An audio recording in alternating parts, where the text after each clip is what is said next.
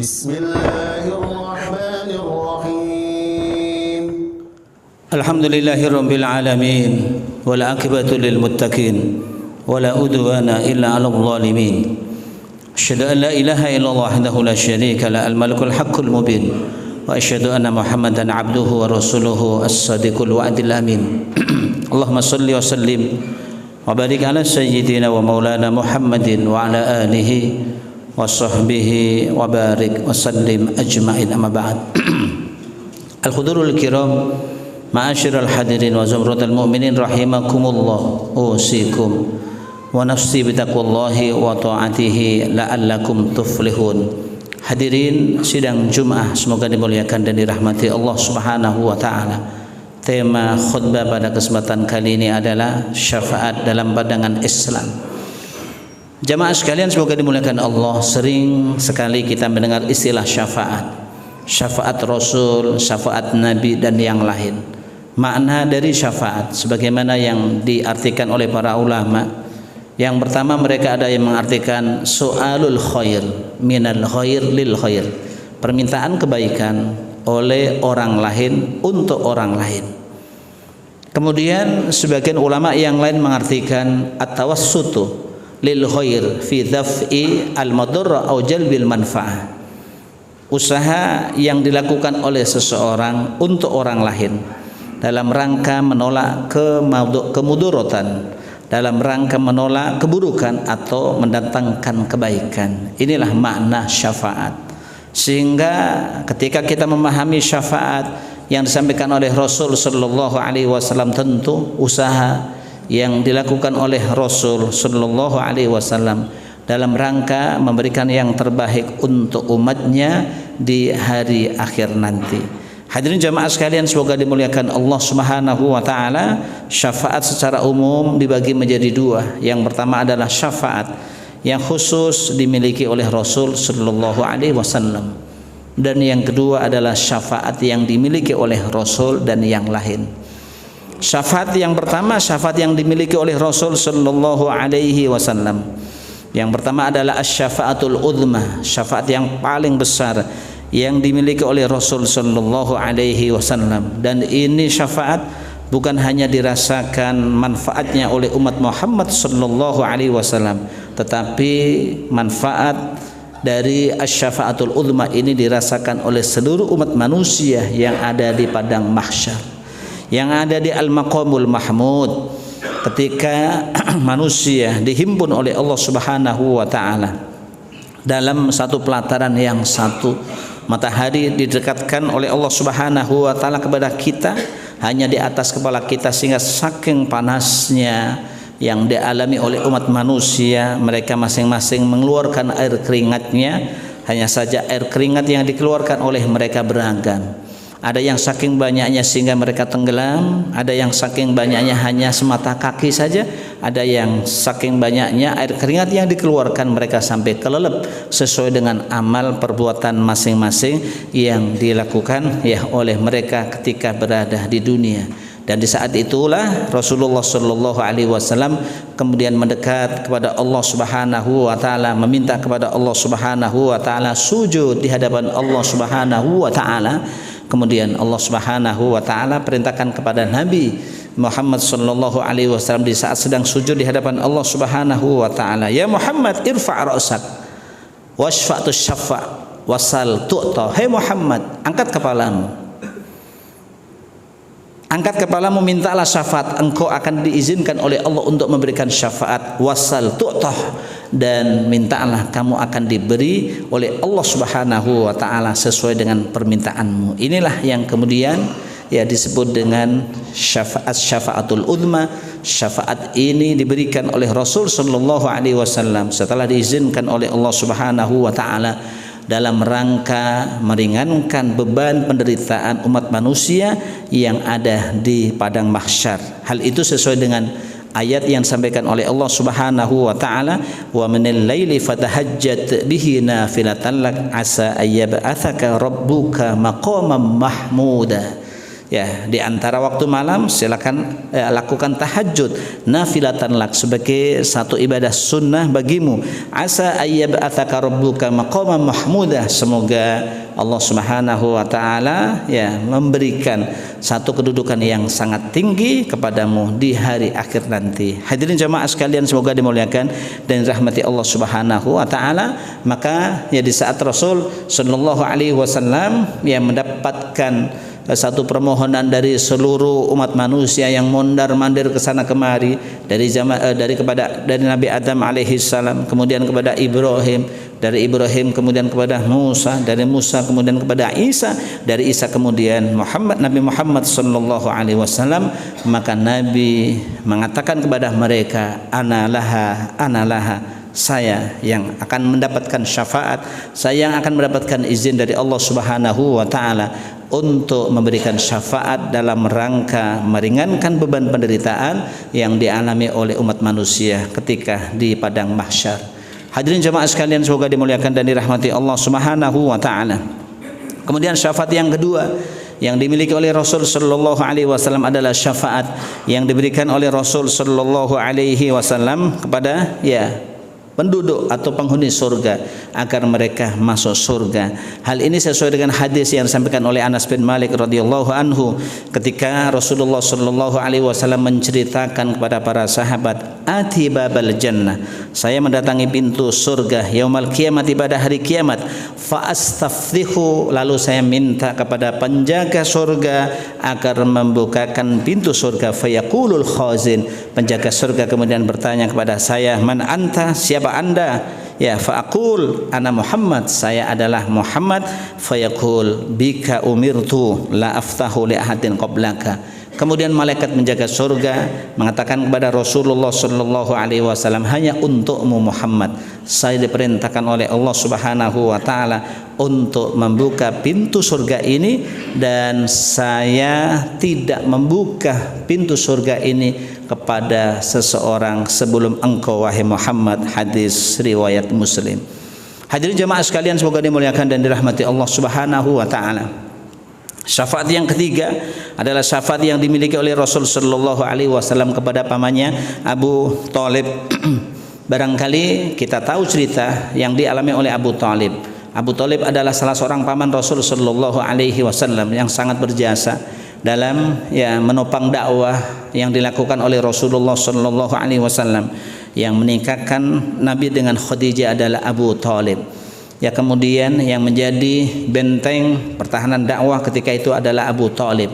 Sehingga ketika pada waktu Khadijah meninggal dan Abu Thalib meninggal, para ulama sejarah mengatakan Amul Huzni, tahun di mana kedua tokoh yang membackup dakwah Rasulullah sallallahu alaihi wasallam dua-duanya telah meninggal, maka tahun itu disebut oleh para ulama ahli sejarah sebagai tahun kesedihan. Maka itulah Rasulullah sallallahu alaihi wasallam merasa bersedih ketika ditinggal pamannya Abu Thalib, dan Rasul juga ingin memberikan yang terbaik kepada pamannya Abu Thalib. Di saat menjelang meninggalnya, Rasul sallallahu alaihi wasallam mencoba mentalkinkan, mencoba mengajarkan, membisikkan kalimat tauhid kepada Abu Thalib. Maka Rasul sallallahu alaihi wasallam mengatakan kepada Abu Thalib, ya ammi, qul la ilaha illallah kalimatun uhajju biha rabbi.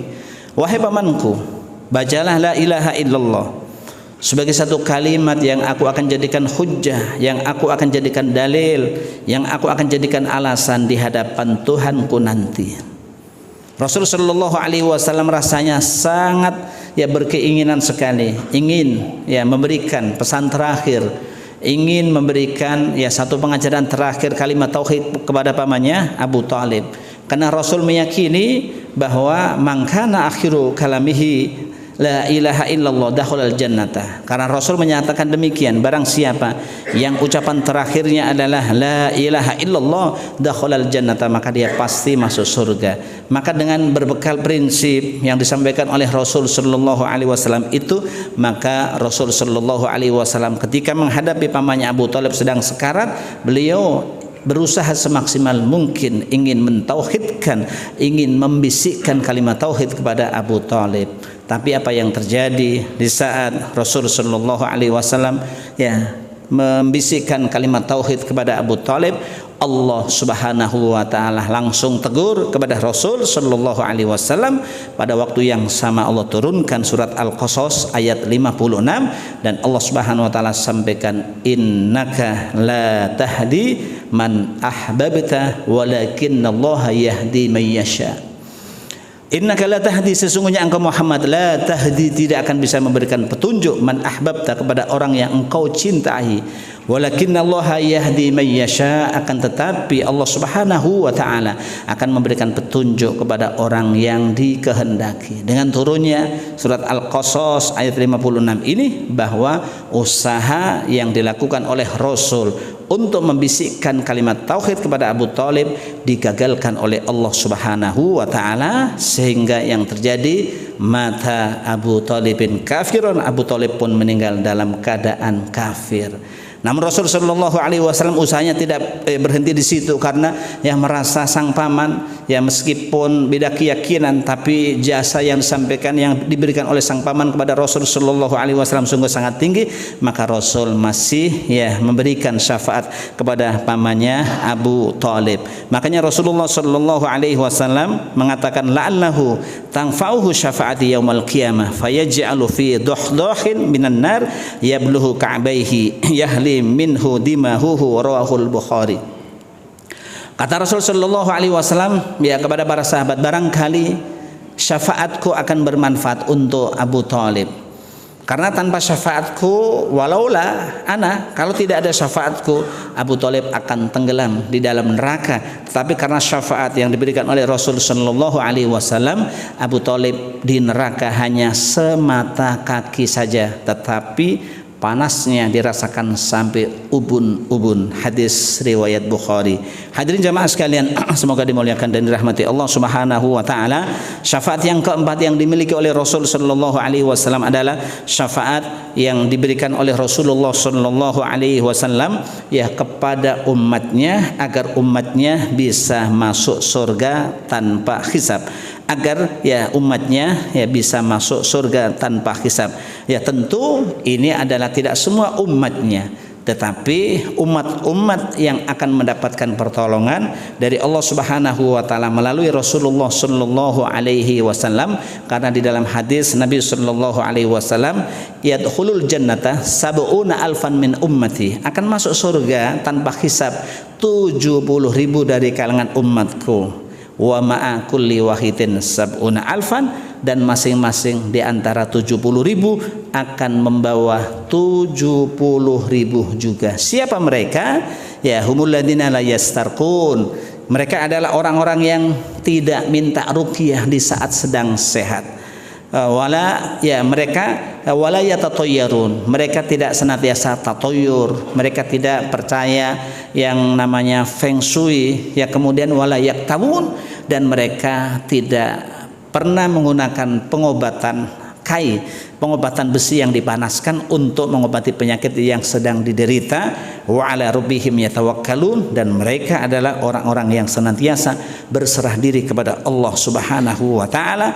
Tentu ditambah satu syarat utama adalah la yusyrikuna billahi syai'a. Jadi orang-orang yang akan mendapatkan syafaat ya bisa masuk surga tanpa hisab, sebagaimana yang disampaikan oleh Rasulullah sallallahu alaihi wasallam, adalah orang-orang yang tidak musyrik kepada Allah Subhanahu wa taala, orang-orang yang tidak percaya yang namanya feng shui, ya ramalan gaib, ramalan primbon dan lain sebagainya, orang-orang yang tidak pernah menggunakan ya pengobatan dengan kai, dan orang-orang yang senantiasa berserah diri kepada Allah Subhanahu wa taala. Mereka ini adalah orang-orang yang akan mendapatkan syafaat ya masuk surga tanpa hisab ya dari Rasulullah sallallahu alaihi wasallam. Hadirin jamaah sekalian, semoga dimuliakan dan dirahmati Allah Subhanahu wa taala. Syafaat yang kelima yang dimiliki oleh Rasul sallallahu alaihi wasallam, asy-syafa'ah li unasin min ahli iman qad istahaqqu al-jannah ayazdadu rif'atan. Syafaat yang diberikan oleh Rasul Shallallahu Alaihi Wasallam kepada umatnya yang sudah masuk surga, akan tetapi Rasul Shallallahu Alaihi Wasallam memberikan syafaat kepada mereka agar mereka mendapatkan fasilitas tambahan dari Allah Subhanahu Wa Taala, ya, kepada ya mereka yang sudah berada di surga, sebagaimana syafaat yang diberikan oleh Rasul Shallallahu Alaihi Wasallam kepada Abu Salamah. Rasul Shallallahu Alaihi Wasallam mengatakan dalam ya ucapannya, Allahumma ighfir li Abi Salamah warfa darajatahu fil mahdiyin, rawahu Muslim. Ya Allah, ampunilah dosa Abu Salamah, warfa darajatahu, dan tinggikanlah kedudukannya dia di surga, fil mahdiyin, agar dia termasuk orang-orang yang senantiasa mendapatkan petunjuk dari Allah Subhanahu wa taala. Sidang Jumat semoga dimuliakan dan dirahmati Allah Subhanahu wa taala. Bagian yang kedua adalah syafaat yang bukan hanya dimiliki oleh Rasul tetapi dimiliki juga oleh selain Rasul sallallahu alaihi wasallam. Bisa jadi syafaat itu dari para malaikat, bisa jadi syafaat itu dari para ulama, bisa jadi syafaat itu dari orang-orang yang soleh, bisa jadi syafaat itu dari anak-anak kita. Anak-anak kita ketika menjadi anak yang soleh, mereka bisa memberikan syafaat, dan bisa jadi syafaat itu diberikan oleh teman-teman kita yang akrab dengan kita, dan mereka termasuk kategori orang-orang yang soleh, mereka pun bisa memberikan syafaat kepada kita. Salah satu contoh, hadirin jamaah sekalian, semoga dimuliakan dan dirahmati Allah Subhanahu wa taala, bagaimana seorang teman yang baik yang ketika bergaul ya dengan teman yang lain, di saat dia sudah masuk surga duluan, kemudian temannya ternyata belum berada di surga, maka mereka mengadu kepada Allah Subhanahu wa taala, Rabbana kanu yasumuna ma'ana wa yusalluna wa yahujjuna ma'ana fayuqalu lahum akhriju man araftum fatuhramu suwaruhum 'alan nar.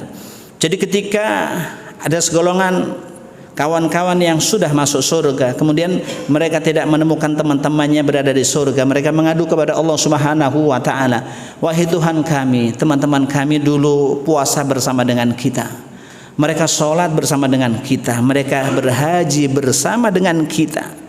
Maka Allah sampaikan kepada para malaikat agar malaikat menyampaikan kepada mereka, akhriju man araftum, keluarkanlah dari neraka orang yang kalian kenal selama ini. Maka ini menjadi satu dalil bahwa orang-orang yang soleh, orang-orang yang baik pun bisa memberikan syafaat kepada teman-teman yang lain. Demikian pula pun malaikat bisa memberikan syafaat ya kepada ya umat manusia, sebagaimana yang disampaikan oleh Allah Subhanahu wa taala, syafaatil malaikatu wa syafa'an nabiyyun wa syafa'al mu'minun. Malaikat akan memberikan syafaat, para nabi selain Nabi Muhammad juga akan memberikan syafaat, wa syafa'al mu'minun, dan orang-orang mukmin yang soleh pun bisa memberikan syafaat kepada mereka. Hadirin jamaah sekalian semoga dimuliakan dan dirahmati Allah Subhanahu wa taala. Sama halnya syafaat yang diberikan ya oleh anak-anak soleh kita, anak-anak kita yang meninggal sebelum mereka balik. Anak-anak kita yang meninggal sebelum mereka balik, maka salah satu keistimewaan yang diberikan oleh Allah Subhanahu wa taala kepada mereka adalah mereka akan bisa memberikan syafaat kepada orang tuanya ketika anak itu sudah diakikahkan. Makanya ketika Rasul sallallahu alaihi wasallam mengatakan, kullu hulamin murtahanun bi aqiqatihi yudbahu anhu fi yaumi sabi'i wa yukhlaq wa yusamma, setiap bayi yang lahir senantiasa akan digadekan dengan akikahnya yang akan disembelih pada hari yang ketujuh, dicukur rambutnya dan diberi nama. Makna hadis ini menurut Imam Ahmad bin Hanbal rahimahullah bahwa anak tersebut ketika meninggal sebelum balik tidak akan bisa memberikan syafaat kepada kedua orang tuanya sebelum anak tersebut diakikahkan oleh orang tuanya. Manakala anak tersebut sudah diakikahkan oleh orang tuanya, maka di saat itu pula anak itu bisa memberikan syafaat kepada kedua orang tuanya, sehingga di dalam hadis yang lain, anak-anak yang meninggal sebelum balik mereka akan berdiri di gerbang surga dalam rangka menyebut kedatangan kedua orang tuanya. Maka doa yang kita baca ketika kita menyolatkan anak yang belum balik di saat meninggal, maka doanya pun berbeda dengan doa ya untuk mayat biasa. Kalau untuk mayat yang sudah dewasa, yang sudah balik, yang kita baca adalah satu doa yang sudah maklum, Allahumma firlahu warhamhu wa'afu anhu. Tetapi untuk anak-anak kecil yang belum meninggal, doa yang kita baca bukan doa itu, tetapi doa yang kita baca adalah Allahumma ja'alhu faratan li abawaihi wa salafan wa dhukhran wa idatan wa syafi'an wa thaqqil bihi mawazinahuma wa afrihis sabral jamila ala qulubihima. Ini doa yang mesti kita baca ketika kita menyolati untuk anak-anak kecil yang belum balik. Artinya apa? Ya, doanya adalah Allahumma ja'alhu faratan, ya Allah jadikanlah anak kecil yang meninggal yang belum balik itu sebagai celengan, sebagai simpanan, sebagai invest bagi kedua orang tuanya, sebagai invest bagi kedua orang tuanya, wasyafi'an, jadikan dia sebagai orang yang bisa memberikan syafaat kepada kedua orang tuanya, wathaqil bihi mawazinahuma, dan perberatlah timbangan amal soleh kepada kedua orang tuanya. Jadi ini doa yang kita baca untuk anak kecil yang belum balik, ya, ketika mereka sudah meninggal, berbeda dengan doa yang kita baca untuk orang yang dewasa, karena inti dari doa itu adalah agar Allah Subhanahu wa taala berkenan menjadikan anak yang belum balik tersebut bisa memberikan syafaat kepada kedua orang tuanya. Yang terakhir jamaah sekalian, syafaat yang dimiliki oleh orang-orang mukmin untuk orang mukmin yang lain. Ya, ketika Rasulullah Shallallahu Alaihi Wasallam memberikan garansi bahwa ketika ya ada salah seorang Muslim yang meninggal, kemudian dia disolati oleh 40 orang yang tidak pernah musyrik kepada Allah Subhanahu Wa Taala, maka Rasul Shallallahu Alaihi Wasallam sampaikan, mamin muslimin yamutu fayakumu ala janazatihi arba'una rajulan la yusyrikuna billahi syai'an illa syafa'ahumullahu fi. Tidak ada seorang Muslim yang meninggal kemudian dia disolati oleh 40 orang yang tidak pernah menyekutukan Allah Subhanahu wa taala, maka dengan solat tersebut Allah Subhanahu wa taala berikan syafaat kepada mayat tersebut sehingga mayat tersebut masuk surga berkat doa yang dipanjatkan oleh 40 orang tersebut. Itu baru 40 orang, hadirin jamaah sekalian. Bagaimana kalau jumlahnya lebih dari 40 orang, maka tentu semakin banyak keberkahan, semakin banyak keutamaan yang diberikan ya oleh Allah Subhanahu wa taala kepada kita. Mudah-mudahan kita semua senantiasa dimudahkan oleh Allah Subhanahu wa taala untuk bisa mendapatkan syafaat baik dari Rasulullah sallallahu alaihi wasallam maupun syafaat dari yang lain, apakah dari malaikat, dari orang-orang yang saleh, dari teman-teman kita yang baik maupun dari anak-anak kita yang telah dipanggil oleh Allah sebelum balik, sehingga mereka bisa memberikan kontribusi yang terbaik untuk kita semua. Amin Allahumma amin. In ahsanal kalam kalamullahil malikil mannan wa bikulli yahdadil muhtadun. A'udzu billahi minasyaitonir rajim. Bismillahirrahmanirrahim. Wal 'asr innal insana lafi khusr illa alladziina aamanu wa 'amilus solihati wa tawassaw bil haqq wa tawassaw bis sabr. Barakallahu li wa lakum fil Qur'anil Karim wa nafa'ani wa iyyakum bima fihi minal ayati wa dzikril hakim wa taqabbal minni tilawatahu innahu huwas samiul alim. Aqulu qouli hadza wa astaghfirullahal adzim li wa li walidayya wa lakum wa lisairil muslimin fastaghfiru innahu huwal ghafurur rahim.